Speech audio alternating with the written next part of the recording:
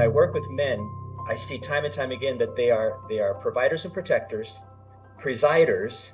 They're striving to be leaders and guides in their home, and they have a lot of expectations placed on them to know it, to provide it, and to not slip in any way. They see it as, oh, this is just the burden I'm supposed to bear. My shoulders need to be stronger to bear this. There's nothing to talk about. I just need to take action and do it and just get better and more efficient. And that kind of compartmentalization of the energy and the intensity and the overwhelm. You remember those old cartoons? They would have like a cave. There's some cave, and there's these like barrels, these canisters of nuclear waste. It just says toxic on the outside of it. There's always just like this green fluorescent ooze coming out of it. Those canisters aren't working really well. Well, I see that in the same way as I see men. We take a bunch of canisters and we start compartmentalizing, stuffing a bunch of our discomfort, our pain, our overwhelm, our frustration, and we're not even conscious that we're doing it. It's just a default response. But inevitably, over time, that cave with all those canisters, the ooze starts coming out. The pain or the fear or the hurt, whatever it is, starts to ooze out, and it starts to infect the entire environment around. There's just pieces that are dripping off over time. What does that look like in men? Well, it looks like low frustration tolerance. It looks like impulsivity. It looks like aggression at times. It looks like lethargy or isolation. Sometimes there's a lack of empathy or awareness of the environment around them. They stay solid on the providing, but they're slipping on the connecting and bonding with children or spouse. And that's the stuff that the family picks up on, even though he's working really hard to keep providing things. This is the way to keep things in order. But he's missing out on this piece over here because he's got so much locked in that he's not expelling it in a proper and efficient way. When that doesn't take place, we get men that are unhealthy. They're just unwell in the sense that they're not clear on what's going on inside of them, and they're not mindful of the effect it's having on others. And they get into a place where I'm not feeling appreciated. I'm not being seen. I'm not being heard.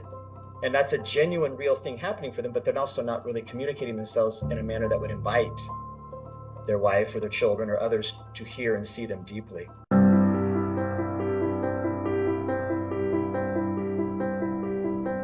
Welcome back to the podcast. This is Leading Saints, and you're going to enjoy this interview as we try and bring various experts, therapists, PhDs, authors.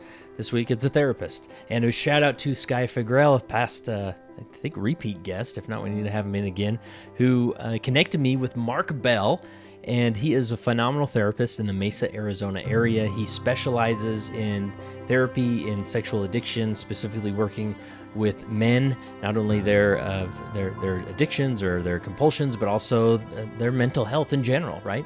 And so this is somebody who really understands the inner workings of how men think and how men process the world and how men deal with struggle and depression and how just the opposition and mortality that men experience. And we talk all things Elders Quorum, everything from how to start out an Elders Quorum meeting, which is really helpful, to what's a good activity for elders.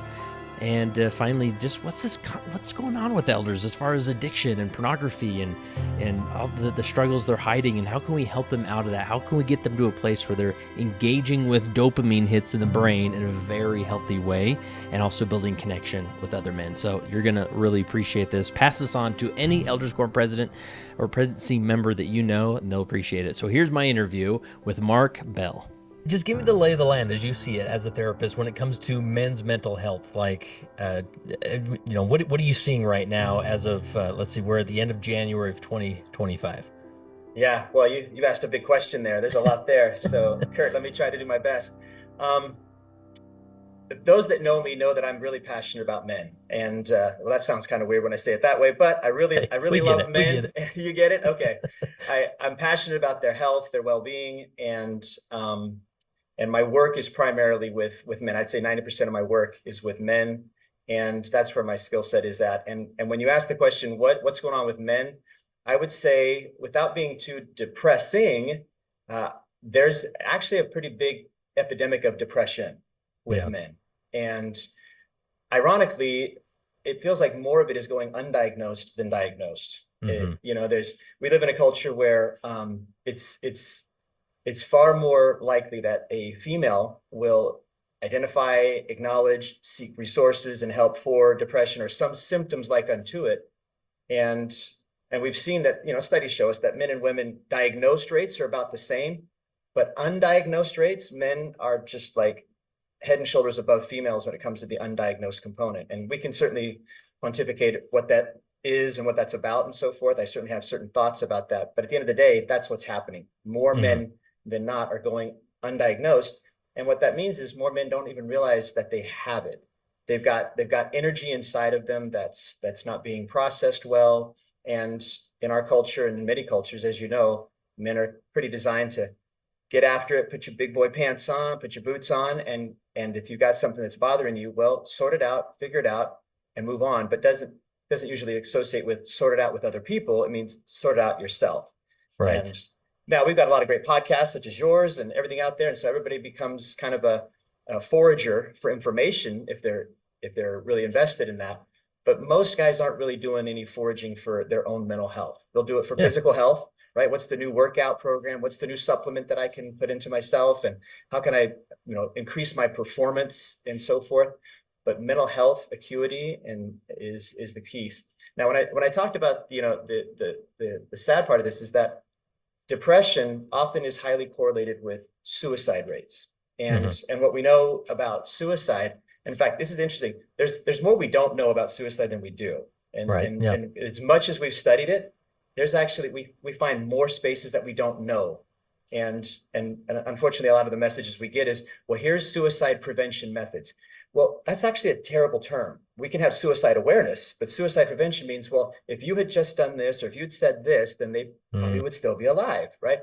There's no guilting that we need to be putting on. But what I'm trying to get to is with men, they are more likely to achieve suicide outcome of death than women, even though females are far more likely to attempt suicide.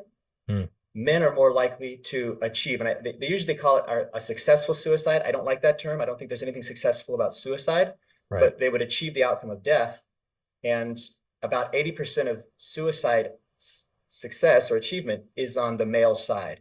And that's Mm. really comes down to they use more violent forms of suicide attempts, which is usually with a firearm or hanging, things of that nature, which are usually more successful.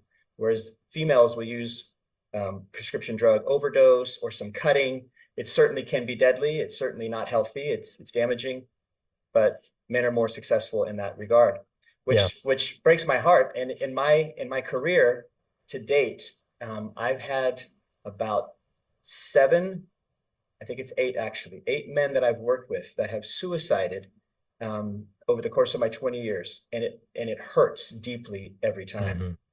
I have not yet worked with a female that has, but of course my most of my clients are men, but I've not had any females that have had a suicide outcome. And every Mm. time a man has suicided, it has me pausing and going back to, could I have done more? Could I have done more? What else could I Yeah. have done? Yeah. Everybody's Uh, asking that, right? right? Yeah. What could I have said as a therapist? Should I have picked up on it? Um, and unfortunately, it often looks like when someone's doing well, all of a sudden they're doing well, it's actually ends up being a precursor to them suiciding. And now the reason is more often than not, what happens is someone's in anxiety and depression or overwhelm, and they've got a lot of symptoms going on, but when they finally make the decision, they've come to a decision, determination, there's actually this kind of flood of relief. And so you actually start to presume that they're doing well. Oh my gosh, their symptoms are improving. They seem really happy. They're engaging. They're social. And then 48 hours later, they're gone. Wow. Yeah. And it's a shock to everybody. Like, wait a minute, I thought this was getting better. And ironically, when somebody's coming from a dark place and they're starting to look better, that's the time to pay more attention. And so we don't pay attention oftentimes when it happens. We're just grateful that they're in a better place. I'm a little long in the tooth on this one, but when I think about men, I want to talk about the challenges and struggles of masculinity. Now, I am not an expert on women, and I take nothing away from the challenges and struggles of females in our society. I leave that to the other experts that work with the women. But when I work with men, I see time and time again that they are providers and protectors, presiders, and therefore they are the patriarchs. And I don't mean that in the negative pejorative patriarch, but they're Hmm. striving to be leaders and guides in their home, and they have a lot of expectations placed on them to know it, to provide it, and to not slip in any way. And with that level of stress and anxiety that they carry, they don't see it as such. They see it as, oh, this is just the burden I'm supposed to bear. My shoulders need to be stronger to bear this. There's nothing to talk about. I just need to take action and do it and just get better and more efficient. And that kind of compartmentalization of the energy and the intensity and the overwhelm, um, I liken it to, you remember those old cartoons back in the old days where they would have like a cave, there's some cave and there's these like barrels, these canisters of nuclear waste. It just says toxic on the outside of it. Uh-huh. But every time you see them, there's always just like this green fluorescent ooze coming out of it, right? Uh-huh. And I remember those, and I'm thinking, it seems like those canisters aren't working really well. Well, Right. right. Well, I see that in the same way as I see men. We take a bunch of canisters and we start compartmentalizing, stuffing a bunch of our discomfort, our pain, our overwhelm, our frustration, and we're not even conscious that we're doing it. It's just a default response. But inevitably, over time, that cave with all those canisters, the ooze starts coming out. The pain or the fear or the hurt, whatever it is, starts to ooze out, and it starts to infect the entire environment around. Now, it's not an entire spill, but there's just pieces that are dripping off over time. What does that look like in men? Well, it looks like uh, low frustration tolerance. It looks like impulsivity. It looks like aggression at times. It looks like lethargy or isolation.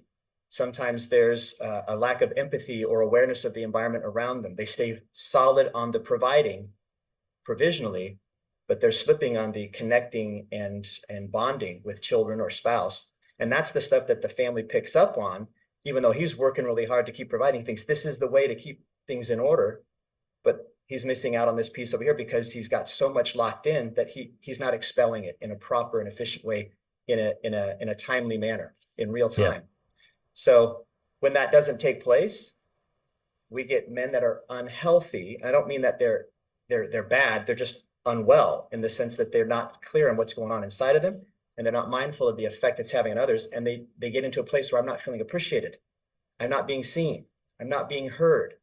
And that's a genuine, real thing happening for them, but they're also not really communicating themselves in a manner that would invite their wife or their children or others to hear and see them deeply. And this is Hmm. through no fault of their own. This is kind of cultural, societal, maybe a little family of origin, maybe a little bit of our religious upbringing. All of these things combine to have us really just locked in and just operating in a kind of a myopic manner. Um, I could go on, but is that a sense Yeah, of yeah, what we're that's talking helpful. about here? Yeah, it reminds me of I interviewed Dr. Margaret Rutherford, who is not a Latter-day Saint, but is a popular therapist, and she wrote a book. It has Yeah, this concept called perfectly hidden depression, but it's more in line yeah. for women. She works a Okay, lot with women and that sure. where Yep. depression, we Mm-hmm. often characterize it as, oh, that's somebody in bed for like days and is just crying all the time. And, Yeah. and sure, that type of depression Mm-hmm. exists and manifests that way, but a lot of time it's the hyper perfectionist or the person getting Yeah. at life a little bit too hard and Mm-hmm. doesn't have a release Mm-hmm. valve. And so and you this is kind of what you're getting at with men, sort of this perfectly hidden depression in men is oftentimes where maybe they're working a lot, right? Because they think, Mm-hmm. well, the problem is our finances. So if I just get some overtime hours, that'll fix it, right? When in Mm-hmm. reality, it's like, well, there's more going on the surface, or Yep. somebody's caught, a man's caught looking at pornography, and we just Yep. default to this. What are you, some type of pervert? Like, what is this? When in Right. reality, this is a, Right. a red flag of some mental health going on, right? Yeah. So it's interesting you bring up pornography. Obviously, I work with a lot of men that deal with pornography struggles or other sexual compulsive behaviors Uh-huh. that we can get into. But my experience has been, though the pornography becomes problematic and it has consequences on the person and on their relationships, my experience has been more often than not that it is more likely to be a symptom of a deeper Yeah, challenge or struggle going on in them. It's actually an attempted solution to right. the thing that's going on. And again, not always conscious, but men are pretty kind of binary. If something works, we kind of stick with it. Works is air quotes here, right? If this is something that alleviates distress, if it's something that gives me some comfort, if it gives me a little bit of an escape, if it gives me an opportunity to release energy here to go back to being focused and mindful of other things, then our capacity to compartmentalize says, oh, effective brain, it's amoral about it. Our brain is amoral about what works. It's like, if that works, I want to move you away from discomfort and towards something that's comfortable. And this is working. And our ability to compartmentalize and not see it in a pernicious light allows her to become much more habituated and then ritualized in our life. And it doesn't have to be porn. It can be alcohol, drugs, video gaming, sports betting, whatever the case Yeah. may be. But pornography certainly is one it's kind of a big ticket item these days, and it's certainly having a big effect on a lot of people. And a lot of people want to just kind of like figure it out, just stop the behavior. Unfortunately, my work isn't about let's just stop it and then somehow mystically everything in your life and your relationship magically becomes better. What it means is I've now helped you get away from a strategy and a coping mechanism on some level that was working for you. Again, air quotes there. And if I don't replace that with something with you, if you don't replace that with something mindful, meaningful, then all you're left with is eventually a boomerang back to that behavior or something else that's still doing the same thing, escape, numbing out. And so, Yeah. as you described, this hidden depression, this hidden overwhelm, this hidden stress and distress that men are carrying, we're finding unhealthy, though temporarily effective, ways to mitigate that. And then it invites us, though, to drop into a place of secrecy. And we make Hmm. private deals with ourselves where it's not that big a deal. We rationalize a little bit, we justify a little bit, or, oh my gosh, this would really hurt others. And best if I don't say it. If I love them, I won't hurt them, so better not tell them. Again, more of that self-talk that doesn't really move us in the direction that we need. Yeah. One thought that comes to mind is the stigma of some of these behaviors. You mentioned pornography, that obviously there's a Mm-hmm. heavy stigma with pornography. And For I think sure. one trap is that, especially with men, we're kind of focused on men, even though women do this as well. But there's this feeling of, as long as my numbing out or my relief that I go to is not Mm-hmm. stigmatized, it's probably okay, right? Like where Mm-hmm. they think, some men may think, well, I'm not, my mental health's pretty good because I don't look at porn, or, I'm not doing Right. anything that I'd be embarrassed about. But Right. man, I sometimes really love getting out of the house to get to that church meeting, because then I don't have to deal with my house that Yeah, and night, it's a right? good thing, right? I can Yeah, go to do the church meeting. It I is gotta good, go. I can't right? skip this. I gotta go. When in reality, I'm a we're good sort man. of Yes. escaping things. Yeah. Or Yep. even social media, death scrolling, a lot of these things where it's Did you say like, death scrolling? I haven't heard yeah. that term. Death Oh, yeah. scrolling? Yeah. Oh no. Or doom Oh man. scrolling, I think what Doom other, scrolling. Oh, okay. yes, yes, yes. Yeah, yeah, yeah. But Thank yeah, you. which can lead to death scrolling at times. It feels like I'm like, I I think follow I've you. been I dead for track. 2 hours. But, that doom Yes. scrolling, right? Where Yes. it's just Yes. like, oh man, like an hour just passed and I've just been giggling at memes, and it Yes. felt really good. And again, there's nothing wrong Yes. with these things. Me and my Yep. brothers love to pass a good meme back and forth, For but sure. when we kind of go to it to say, I just need to escape from my world, that's where these are signals, when again, they're not stigmatized. So it's interesting, and I know you're probably very familiar with John Eldridge, right? And Oh yeah. his premise for we need to have battles and we need to have adventure. And Hmm. that's ingrained in the heart and soul of men. Yeah. Unfortunately, our modern culture is in many ways depriving us of legitimate heart-moving battles and adventures. And so we look for surrogates, whether it's through video gaming or Hmm. other activities. And I'm not trying to demonize video game, it's just not my thing, but I know a lot of Right. people enjoy it. But when it becomes, I guess we could call it death video gaming or doom video Yeah. gaming, right? It gets Yeah. too long into that. But what we do is we get lost in these extracurriculars that Hmm. are a surrogate. They're a cheap substitute for true battle, true adventure in our life. And when we don't have adventure, and many of our jobs and careers aren't necessarily like the adventurous battle time, but we're kind of the golden handcuffs. We can't really let go because it's providing a really good lifestyle and an income for our family. And so then we kind of get into this path of like, I better just keep showing up and doing my best. And it occupies my time. We get into our callings and they're meaningful in many ways, but they may not be the adventure that we're looking for. And so there's these gaps in adventure, battles, some kind of success that really kind of moves the soul. And when those things are absent in a man's life, he starts grabbing for anything, or he starts dipping and goes into this more depressive state because his soul is not energized, it's not activated. Now, this is nobody else's fault. That's on him to Right. activate. But the odds of him being able to activate it on his own, well, those are kind of the unicorn men in our society, right? Like what really needs to happen is connection. When I talk about Hmm. connection, I'm not saying let's hang out more with my wife, hang out more with my kids. Men need connection with other men. Yeah. There's something very powerful and potent in the intimacy between men. And when I say intimacy, you know what I mean. I'm talking about that soul connection, that deep down. You can certainly share the memes, but we understand the good, the bad, and the ugly of our lives, and we're unrestrained in our capacity to share that with them. But how Hmm. many men do I have that experience with in my life? How many guys in my elders quorum do I really feel that with? Do I really connect with my bishop in that way? all these men are good. They mean well, but there's a bit of a kind of a corporate structure there. There's kind of a delineated way to be, and we're not opening up in a very mindful, vulnerable way. Some years ago, I had to come up with something for the guys I was working with. I said, I need some kind of like an acronym or a statement to describe how important it is to have men in our lives. And so I described it as a fist of five, five fingers. You bring them together, it makes a fist. And I don't see this as something offensive. I see this as something protective, defensive, right? And if I can get five guys in my life that know the good and the bad of me, the shame and the success, my goals and my failures. These are men that I can be real with, and when we talk about real, it's like I can really just be myself. I don't have to be a poser. I don't have to put on airs and be this kind of person that is showcasing what I should be. I just get to be real with them. And we can be a little irreverent. We can be a little playful and jocular and a little fraternal. If I can get five guys, I've got a fist that can help me to be really, really strong. I can be really connected to these guys, but it's reciprocity. It's transaction. Like I'm giving as much as I'm receiving. I'm available as much as I'm needing. And I can't just be my dad or my brother or somebody close to me that is good. These are good people in my lives, but if I don't have that deep connection with them as it pertains to maybe an addiction or a compulsion or a shame-based behavior or an insecurity, and maybe I don't have that type of comfort level with the people that I've been closest to, I need a community. I need to find that in maybe a group. And when I say group, every guy that I work with, man, they almost like throw up in their mouth.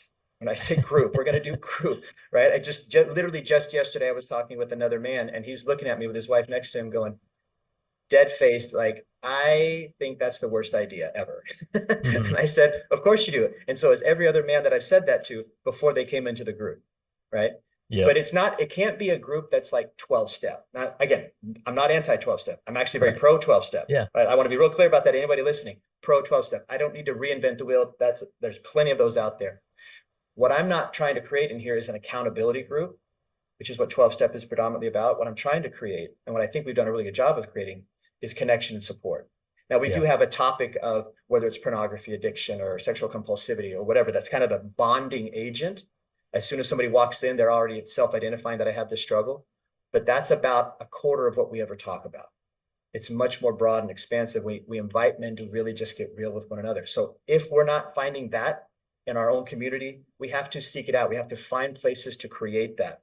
But again, it's not easy for men, because how do you know if I can be real with another guy, but unless he looks at me and thinks there's something off or weird, or it activates some insecurity in him about that level of closeness. It can be challenging. Yeah.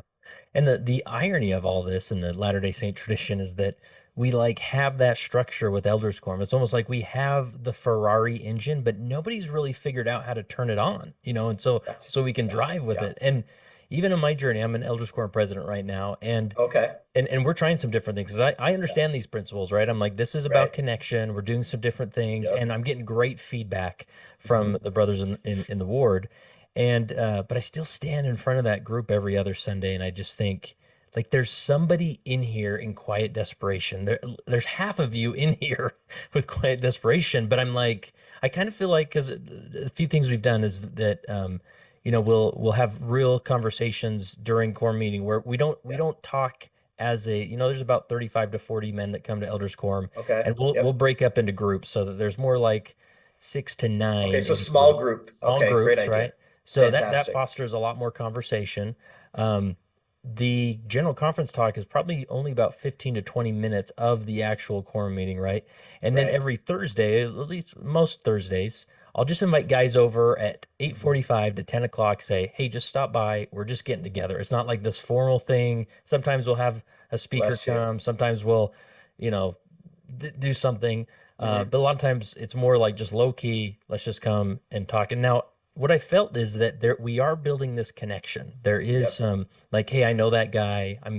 They're more and more comfortable there, but I just sort of feel like I'm at this place of, I guess I don't know what I want really, other than I just know guys are suffering, and I kind of hope that they would reach out in that setting more often, and maybe they are, and I just don't know it. But Yeah. anyways, any thoughts on like how to stimulate more of this? So, I love where you went with that, because it reminds me of the scripture in Proverbs 27:17, iron Yep. sharpeneth iron, Yep. so a man sharpeneth the countenance of his friend. right? As iron sharpens iron. And that has been the mantra of my interactions with men in my personal life and with certainly with my professional environment. And I think it's a really important scripture to get back to, even in our elders' quorums, that be the principle. I want to sharpen amongst you. There's something you're going to do to refine me. And I think there's something I have that's going to refine you. And, as you asked that question, I was thinking about a recent experience that was actually outside of the church, but it was a fellow in my ward. And I hope he's okay with me sharing this, but I won't say his name in case he's a little uncomfortable with that. But I saw him at the gym, and I see him there all the time, and he's one of those guys that stays fit, and he's working out, he's there with his wife often, and it's just a great energy. And then I saw him, and he had this knee brace on. I was like, oh, I was finishing up with my workout. I went over to him, just about to go into the sauna myself. Before I went in there, I was like, yo, what's going on here, man? What are you trying to kill yourself? Just being a little playful and so forth. And he lets me know, no, I've never had an injury like this. I'm like, oh, well, tell me what's going on. Long story short, he's in one of those adult softball rec leagues, right? He's playing second base, and he's going to throw the guy out at first, and to not be too rough on the person, but he was not fond of the individual that came and just took his knee out. This guy intentionally leaned into him, put his shoulder into his knee, and it buckled, right? And it's not the kind of competition he got into it for. I'm just here to play, have a good time, hang out with the guys. And this is some guy that apparently has a reputation of being kind of a headhunter, so to speak. Maybe. And his term was, he was a little guy with a desire to be a big guy. Right. And so I just said, look, buddy, I am so with you. I had my ACL replaced like 8 years ago. I've had 2 surgeries on my shoulders. This makes a lot of sense to me. And he just wanted to kind of vent a little bit. And I just let him vent. And we got a little irreverent about it. We had a little playfulness about it. And he was happy that we could just kind of go there. And he made one final crack at the end, and then I made a comment back to it. And then he just looks at me and he goes, man, I love you. I love you for that. And I'm like, oh, okay. And I went in, took the sauna. 2 days later, it's church, and he sends me a text while we're in sacrament meeting. In fact, if you bear with me, I'll just pull that up because I saved it because it meant a lot to me, what he said. And I did not expect this. Here we go. He said, sitting here in sacrament and thinking about you, thank you for your kindness in talking to me yesterday. I know it sounds silly, but you were Mark, not a bishopric member. You were human, a man. You were real. Thank you for being Mark. Don't underestimate the value of being Mark. And whew, I was floored. I had no expectation. I didn't know that interaction had such a meaningful impact on him. But I know how comfortable I was being myself in that moment, but I didn't think I was doing anything other than just connecting with him. And it speaks to me more and more about how men are craving men to just be real, regardless of their stewardship or their titles or whatever it is. They're looking for a real connection. And, with ministering might be a thing we could even talk about. Ministering is a really great concept. Yet at the same time, it's a little bit prescriptive because you're assigned an individual, right? So this is the person you're assigned, and there's this innate awareness that the other person that they're in knows, I am the assignee. I am the one assigned to you. Now, we can do a lot of great things in that, but it requires us to be very intentional to still be organic with them, to create a connection that's real and genuine, not check in, share a lesson, drop off cookies, return a report. Everything's fine, but that I really spend time with that man? Did I spend time with the dad and really just check in like, hey, how are you doing really? Fine is never an answer that I'm going to accept. Fine is not a feeling state. That is an escape clause to avoid talking about something, right? And so if we can, and these small groups, by the way, when you get into small groups of 8, 9 people, that's perfect. In fact, research shows that any group above about 10 to 12, you have diminishing returns on the experience and diminishing return on the intimacy within it. So that the fact that you're breaking them up into groups a little bit smaller than that is perfect. That's a fantastic concept, but giving them a focus. So.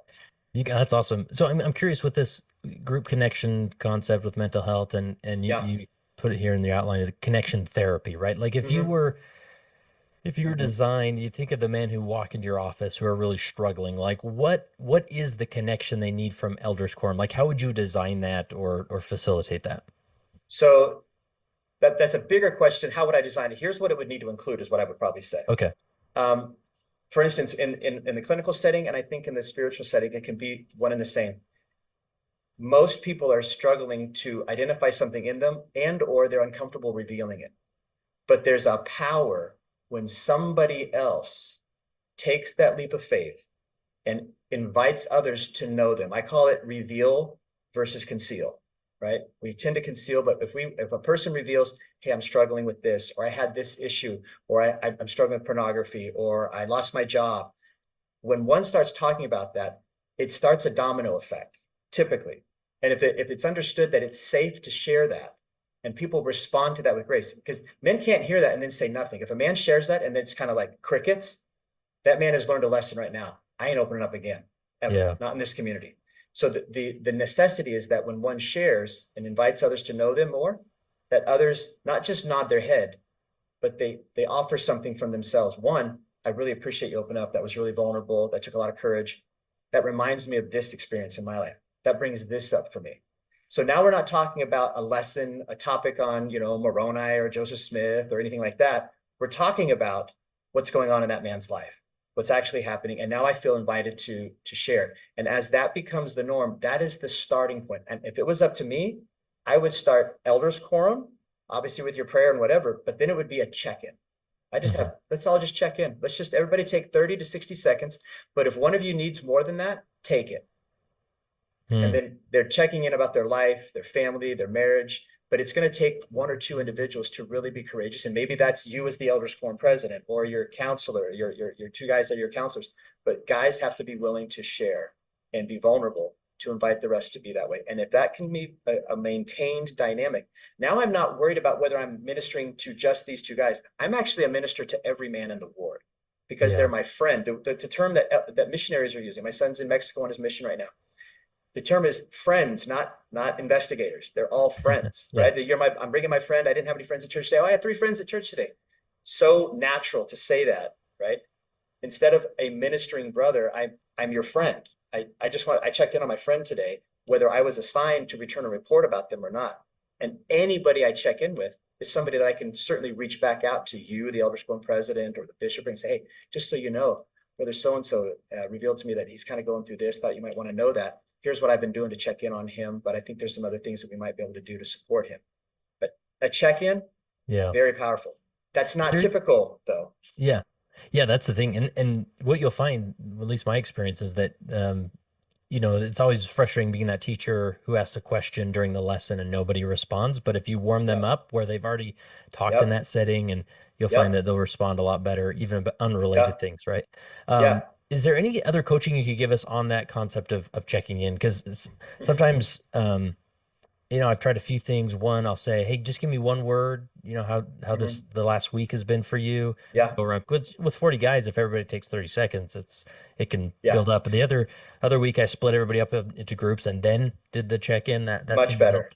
Much better. Is there any other coaching you give us as far as how do we have an effective check-in in an Elders Quorum setting? Yeah, so I think the better the check-in, one of the things that the Elders Quorum president, our ward, is doing, I really like what he's doing. He invites one guy to get up at the beginning of each Elders Quorum meeting and take anywhere from 5 to 10 minutes to just introduce the guys to him. He tells about his life, his career, his family, his upbringing, and then there's the ability for guys to just ask questions of him, anything they want to ask. It's literally open and ask anything. You can make fun of him. You can ask him what his favorite football team is. When's the last time you fell down or whatever. Like anything is on the table, and they're getting to know each other in an intimate way. In that way, how I would add what you're doing to that is after that initial check-in with one, break them up into even smaller groups, like 3 or 4, and then have the check-ins, right? And be mindful to try to kind of divvy up the check-ins each time they come together, so you're not seeing the same 3 or 4 people always in those groups, but have them get together in smaller groups so that there's more likelihood and time for each of them to do a check-in, and more likely that I'm going to be vulnerable in a smaller group setting than even a bigger 8 or 9 group setting. Now, as the smaller, the more intimate. Again, 4 or 5 is about as many as you want in a small group. If they're going to do a check-in, a clinical setting, I can have 12 guys and they know the process and have them all check in because we built that into the system. It's baked in the cake. But an Elders Quorum process, what you're doing, I love that. But inviting at least one person each time to be known fully by everybody, that's kind of a stretch, but more fully, right? Yeah. And when they ask questions, these guys, they ask some pretty fun questions sometimes. It's playful, but other times they're very serious. And you can see that there's a desire, there's a yearning to know one another. The lesson is ancillary. It's secondary to the connection and the bonding, because when people bond, when men bond and connect, they become healthier. They're more likely to take that energy into their homes, into their marriages, into their careers, where they're feeling an uplift.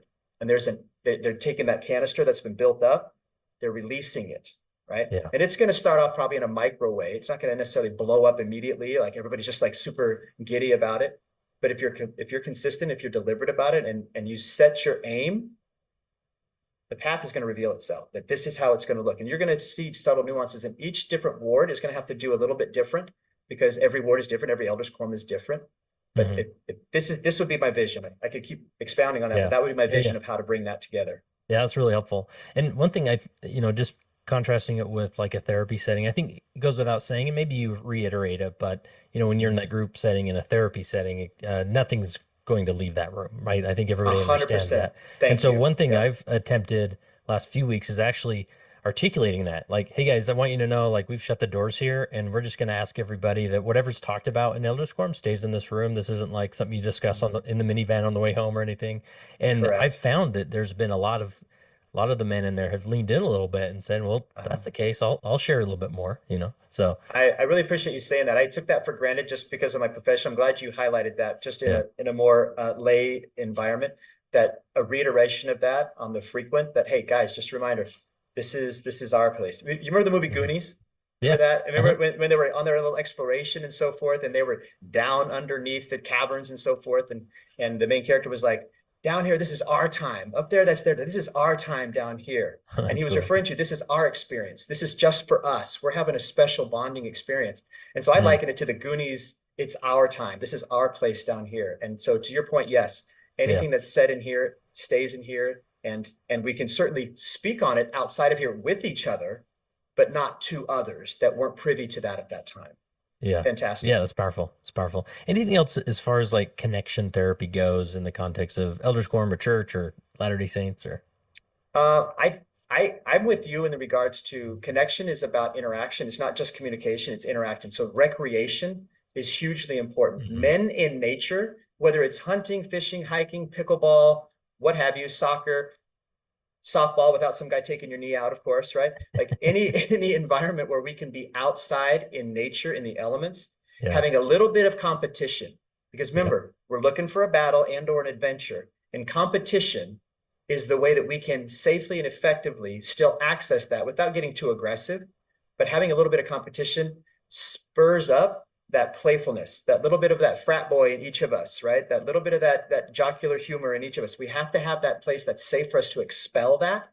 And if we're constantly trying to do that only in a religious setting, a church or a chapel or and so forth, it gets a little awkward trying to be a little irreverent in a setting that's meant to be reverent. Yeah. So we need those environments where we can still be playful. And my personal opinion is Heavenly Father and Jesus have a wicked sense of humor. I just think they're probably laughing at some of the craziest stuff, right? There's certainly going to be things that are going to be crossing the line, but I think they're able to appreciate when males laugh with one another, they bond with one another. And so, that when we laugh and we pray and we experience things and we challenge, we go through adversity together, we bond. Yeah. It's a profoundly bonding experience. And if I know I can play with you and be irreverent, then I also know that I can be reverent and sincere as well. You've allowed me to access these two pathways.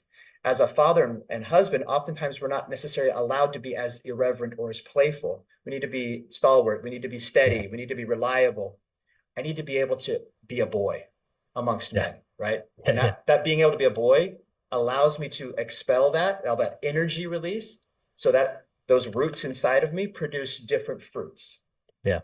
Yeah, it reminds me of a phone call I got from a past Elders Quorum president. He knew that, I've done several men's retreats and, have a podcast Mm-hmm. and talked a lot about these things. So he called me because the Elders Quorum was doing a breakfast, on a Saturday Oh, morning and then going out shooting.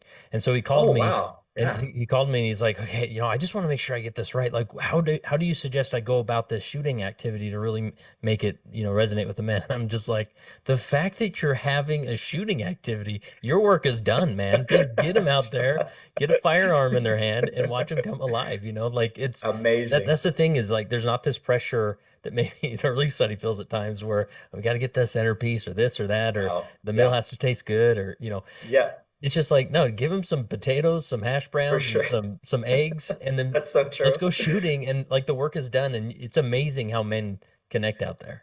Men, to your point, are not typically high maintenance, right? Yeah. We're typically low Right. drama. It Yeah. takes a little, to get a lot out of us, right? We Yeah. get real excited. I have only sons. I have 5 sons. Give them a ball, they're good, right? They Hmm. just go play and do their thing. And it can be that you'll find boys anywhere from the ages of 10 and 18 playing together. Like there's no discrimination. If you can hang, if you're willing to be out here, let's ball it up. I just want someone to play with. And so to your point, yeah, I don't need a lot. The fact that we're doing something that's uniquely masculine. When I say masculine, I don't mean machismo, but just masculine. It's activating that healthy masculine energy in us.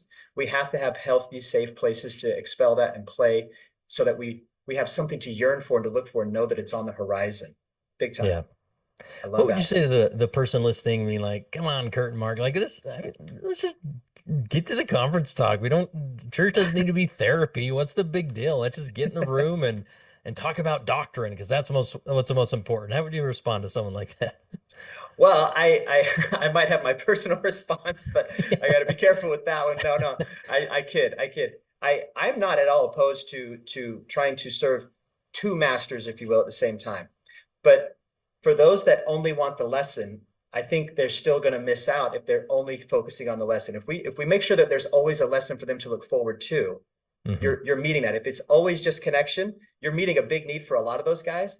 But without the lesson, it then ends up being kind of just a guys club rather than an elders quorum. So Yeah. that connection piece, as long as we be mindful to keep it to a certain amount of time, that there's still enough time for the lesson. But to your point, they're going to be more actively engaged, likely, if they've had this connecting, this bonding, a little bit of play experience, that I don't want a 45-minute lesson. I Hmm. don't like, I don't know many men that are just like, let's just sit down and have a 45-minute lesson on the come follow me talk for this week.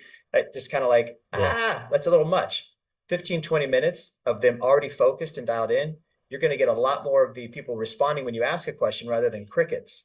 And that because they know that there's only about 20 minutes that we're going to do it. And it's at the end of the hour and the clock's ticking. Guys are going to get to it. We're going to say our piece and we move on. But there are some, like, it's not, things aren't going to necessarily magically happen perfectly for everybody. That no matter if you go left, there's going to be people that are upset you didn't go right. You go right, there's going to be some people that Yeah. upset you go left.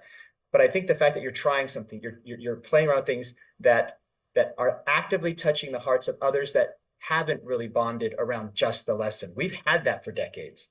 Yeah. What we haven't had is this piece right here. And I think a synergizing of the two, a marrying of the two is possible. But again, that's going to be uniquely crafted in separate wards based on the dynamics of how people are responding to the check-ins, Yeah. in Yeah, my and I'll opinion. say just from my personal experience, the things we're trying with this connection and checking in and really stimulating that masculine spirit. Mm-hmm. I've had several wives in the ward come up to me and say like, I've never had my husband respond so positively to Elders Quorum. Like, what are you doing Wow. in there? I And love so I'm that. like, okay, we're on the right track here. Something's Let's see working. if we can keep this going. So at least, Talk about a metric that matters. If a all if a right. wife is Yeah. pleased with what's happening for their husband and that translates into something beautiful on the home front, that's about the best compliment you could get as an elder quorum Yeah. president. That's Yeah. fantastic. Good for you. I Yeah, like so that. it's been fun.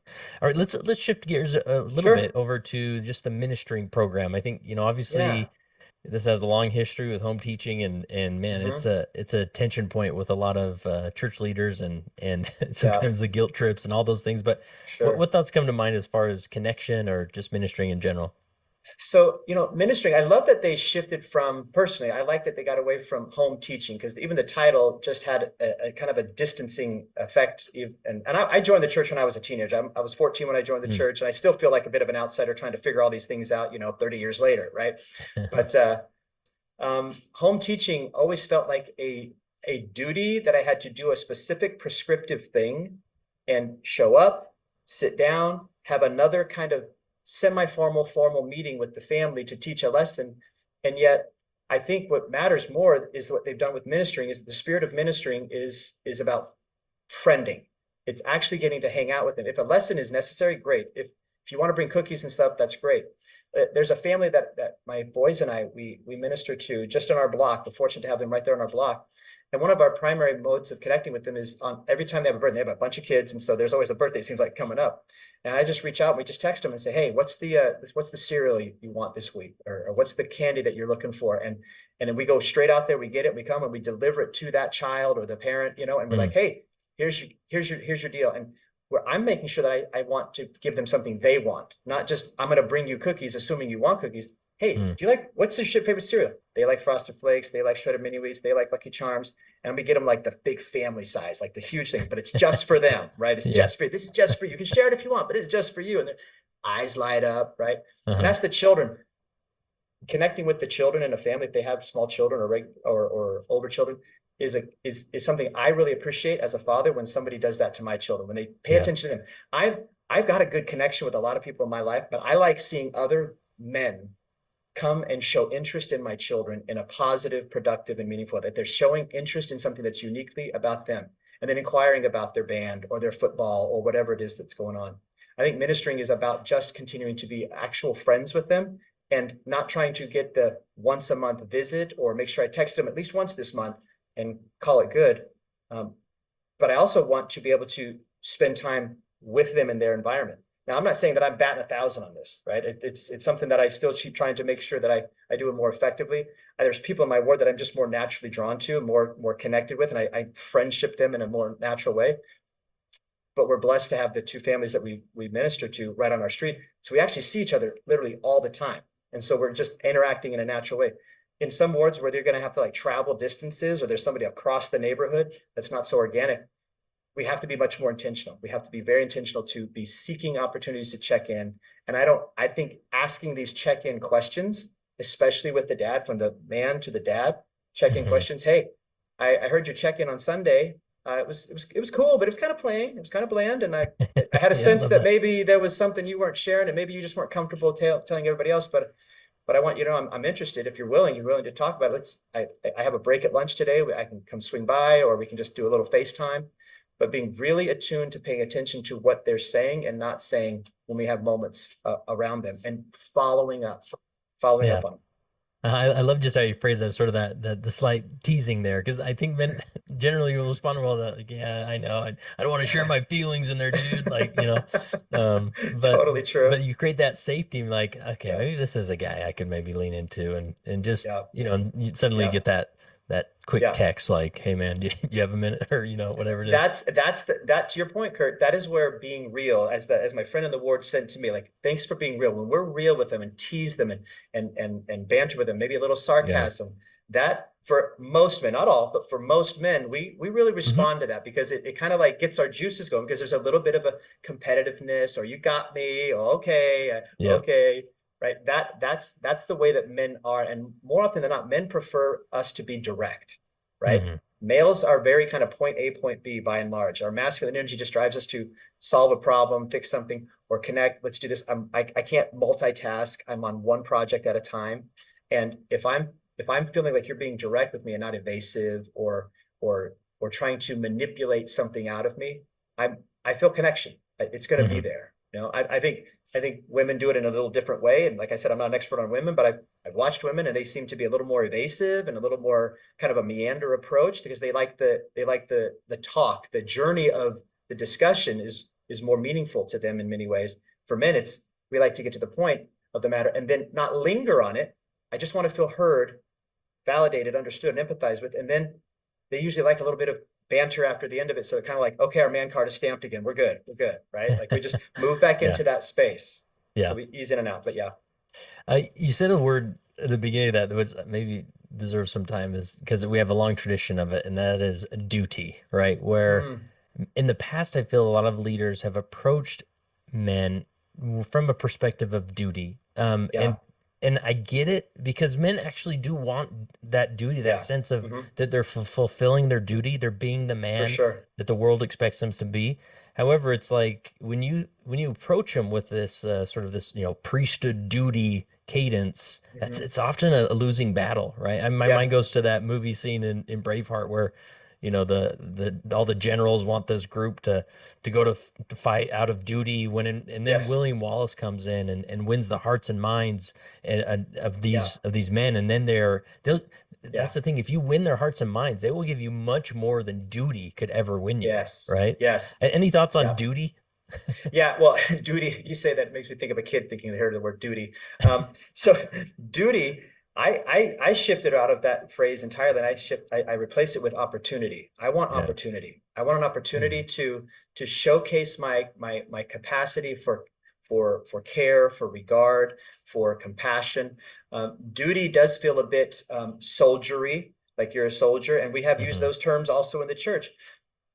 But I don't really want to be a soldier. I want to be in relationship to God. I don't want to be his subordinate. I want to be in relationship to my fellow men. I don't want to be just soldiers at arms, with a shared mission. I'm more about what's going on in the foxhole when we're not at battle, right? What are we doing when we're hanging out between the things that we're supposed to do? That connection is super important. So being able to relay to the men in our community that phraseology can really get us on a different path than we need. The duty component, I remember for a long time, even especially as a convert into the church, I heard that word and I felt that there was a way to do something. It turned in my head, it interpreted as there's a right way and a wrong. Anything other than this way is wrong, and you're doing it in a way that is displeasing to the Lord. Yeah. And that permeated even as I got into the mission. When I got into the mission field, it was certainly very different than what it was painted to be, right? And what people told me, like there was a lot more chaos going on in the mission field than I had expected, right? Yeah. It threw me for a loop. But I was always wrestling, I say always, often wrestling with, am I doing it right? Am I teaching enough discussions? Do I have enough people on the agenda here? Am I misspending my time? If there's any deviation, then you're not a good missionary. So I wrestled with, am I a good missionary when I don't do the duty? But when I was connecting with the members or the friends, the investigators back then, when I was just connecting with them, I felt good. But when I felt good about that, I felt like somehow I was doing it wrong because I wasn't being orthodox in my approach to connecting and doing missionary work. And so the wrestle between, am I a good missionary or a bad missionary? I only felt like I was a good missionary, air quotes, when I was doing it the way I was taught. I never felt good in my core unless I was doing it in a manner that was consistent with connection and care and regard for the people. And getting past the numbers, getting past the metrics, and being invested in the person. That's why I call what I do connection therapy. I don't keep score. I don't keep track of things. I just care about you. And if something's moving you in a direction of health and healing, that's what I'm all about. My two big guiding principles are, I want to help you suffer less if I can. And at the very least, I want to help you feel better about yourself. And if I can do those two things, if I have a sense that that's happening for you, I feel my purpose and the meaning in my life is moving in the direction that I want. And rarely has it been in a fashion that I have been told dutifully to orthodoxically do it in this particular fashion. I don't know if I'm answering your question, but I'm talking about the spirit of what I carry inside. And so when I hear duty, it doesn't resonate for me. And I don't know that it resonates for a lot of people, in the sense that I don't think the brethren are trying to do anything to cause people to not see it in the spirit of what they mean. But I think words do take on a life of their own over time, and culture runs with it. Yeah, and I think, and I don't even now, I don't necessarily see it as a frame that the general authorities are pushing hard, but it's often comes up for, we need to motivate these people, so I'm going to remind them of their priesthood duty. You know what I mean? Yes. Or it's sort of like approaching somebody. What's the old quote? Like, if you need hell to sell your Jesus, you don't know your product very well. Like if you need to like worry Hellfire, people that, damnation. Yes. then you're missing the point. But anyways, any other thoughts before you move past ministering, or did you cover them pretty well? I think we're good. I mean, ministering is just friending. It's just friending. Yeah. Just be a friend, be a sincere friend. What you would do naturally with a friend, do that with the people that you are assigned to, but also beyond. Yeah. Yeah. So in the context of men in the church, talk to me about a dopamine and addiction. Yeah. Okay. So that kind of gets us back to when you were talking about pornography and so forth. And we have addictions of substance, and we have addictions of behavior. And pornography is a behavioral addiction, kind of like an eating disorder is a behavioral addiction, whereas alcohol, drugs, and so forth are of the other kind. But they're all about dopamine hits, right? And we have a baseline of dopamine that works for us. Like things should excite us. Things should taste sweet when we taste them. Things should be arousing even, right? There's certain baseline that we want. The challenge is the more we do a particular thing, whether it's eat too much sugar or play more video games or look at more porn, what it does is it lowers the baseline. It means that we have to do more of the same thing just to get the initial hit. And what ends up happening is we start losing our ability to get the initial when I say hit, I don't mean it in a negative way. I mean an initial excitement Yeah. and euphoria. We have to do more and more of that thing just to get to that point. And eventually it gets past that. It goes to a place where I need to do that just to feel normal. I don't even get the thrill from it anymore. I have to use this behavior or this substance just to get back to a place of air quotes normalcy. Yeah. And then there's not a lot of highs going on. So we're disrupting our body and our brain's natural capacity to receive excitement and thrill from a little bit of dopamine. The phrase I would use is big effort, little reward is greater than little effort, big reward. Mm-hmm. But as you know, Kurt, our modern society right now is very little effort and you can get a lot of reward, whether it's Yeah. video game, whether it's porn. I can access anything on the internet, pornographically or sexually, at a moment's notice. Historically, even just 100 years ago, even the most wealthy or powerful man in the world would never have had as much access to sexual excitement and diversity as a 12-year-old boy with a laptop or a tablet. Uh-huh. It's insane what we can do there. And so what's happening is we're conditioning ourselves to expect greater reward from very, very little effort. But mankind, when we are at our healthiest, our best, we're doing something big to get something small, and we value the small to the degree of the work that we put into it. For example, if I can share a little personal example, Mm-hmm. in the past year, there's two of my brothers-in-law and myself. We got it in our heads that we wanted to do something really challenging. We wanted to push ourselves, and I have a little bit of a history of swimming in my background. One of them had almost none, and the other one has done it as a byproduct of knowing me. And Mm-hmm. so we noticed that there was this open ocean relay swim out in San Diego, California. They have it every year. It's 10 miles. And what you do is you Wow. do it, it's a mile loop. And so you take turns doing a mile, right? And so it was done in September of last year. It was the very last weekend of September we did it.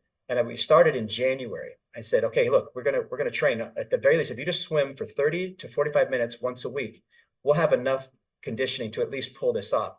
And I had a sense that I was probably going to do more of the laps than they were. And so it ended up being as I did 5 of the laps, one of them did 2, and one of them did 3. But he actually got so motivated, he did an extra one that didn't even count. And he was like, I can do 4th. Really excited. But it was Yeah. a 9-month process of building up our strength and our stamina to not only just swim the distance, but to be in the elements of the ocean, to be in the elements of 400 other swimmers in the water that you're battling with, right? And unfortunately, that day that it happened, all of a sudden it's just like super overcast. The waves are choppy. The water is super cold. Everything just changed from the day before when it was like perfect weather.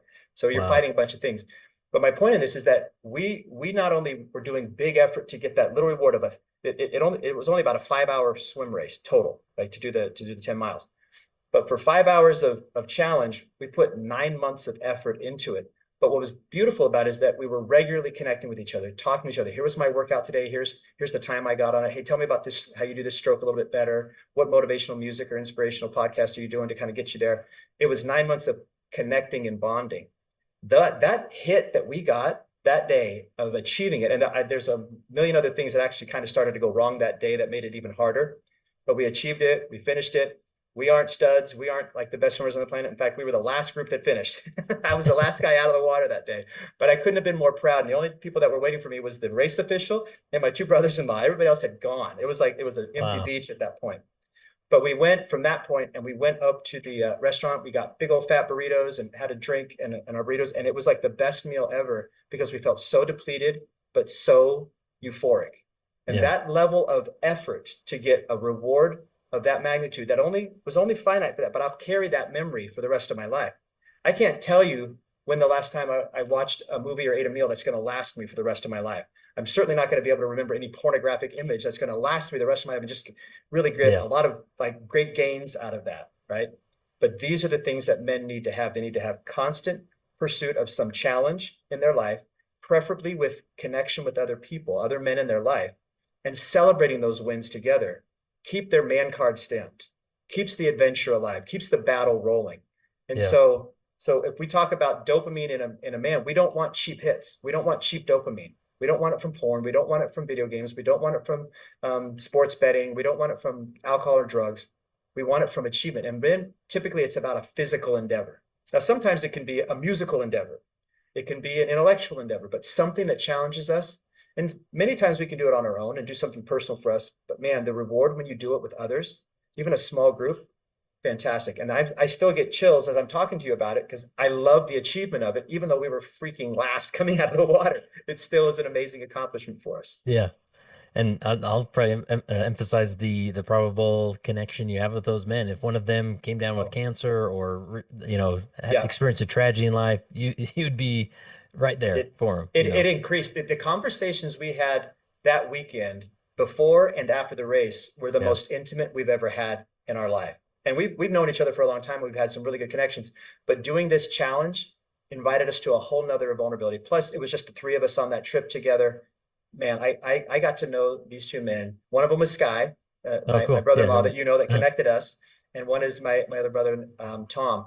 And I feel that our bond is uniquely deep before that event.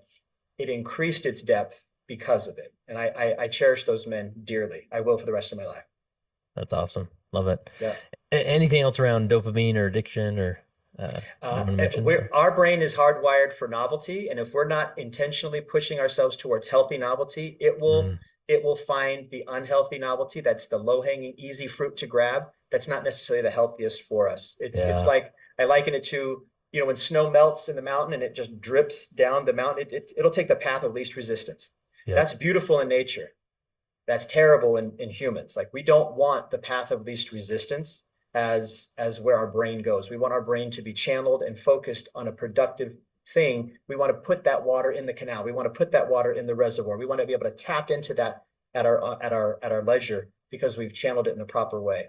So anything that puts us in a path of least resistance rarely is going to produce the gains that we're looking for dopaminergically.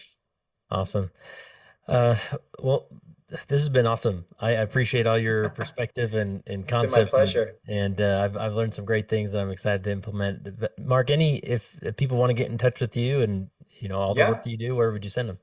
I'm here in Arizona in Mesa. I'm with Arizona Family Institute. It's arizonafamilyinstitute.com. You can find me there. Been here with this crew for about 7, 8 years now. I love my time with them. We've got a great synergy here. Run a number of men's groups here with my colleague Sam. I'm really grateful to Dan Oakes, who's actually the owner and founder of Arizona Family Institute. It's been a really, really positive experience. And we're constantly striving to expand our reach to the men in our community and beyond. If I can help more men, I'm in. Like I told you at the Yeah. beginning of this, I'm into men in a healthy way, in a good way. I'm into guys and helping them be healthy and thrive in Yeah. and out of the church. And I really appreciate the opportunity to have had this conversation with you, Kurt. You've got your finger on the pulse of a lot of good things, Cool. clearly, and your role as Elders Quorum president, clearly you're doing something right with the feedback you're getting from the wives. So I'm Yeah. already taking some of that wisdom into my own ward as it stands. Well, thank Big you. I time. appreciate that. Last question I have for you is if you were in Okay. a room full of Elders Quorum presidents, what final encouragement would you give to them?